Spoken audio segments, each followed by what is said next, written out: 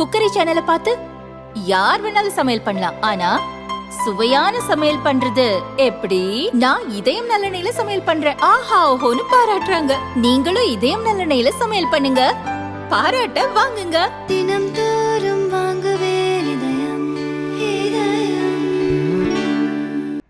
ஆப்பிரிக்க நாடான காங்கோவில் பரவி வந்த குரங்கம்மை தொற்று இப்போது ஐரோப்பிய நாடுகளிலும் பக்கத்து நாடான பாகிஸ்தானிலும் பரவி இருப்பது அதிர்ச்சியை ஏற்படுத்தியுள்ளது.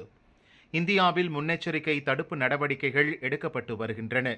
மத்திய அரசு அனைத்து மாநிலங்களையும் உஷார்படுத்தியுள்ளது.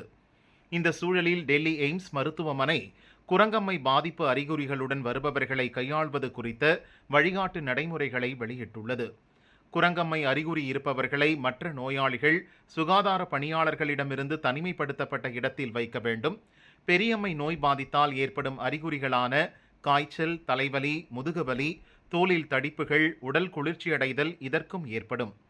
இந்த அறிகுறிகளுடன் நோயாளிகளை அடையாளம் கண்டால் அவர்களது பெயர், முகவரி உள்ளிட்ட விவரங்கள், அவருடன் தொடர்பில் இருந்த நபர்கள் பற்றிய விவரங்களை ஒருங்கிணைந்த நோய் கண்காணிப்பு திட்டத்திற்கு அதிகாரிகள் தெரிவிக்க வேண்டும்.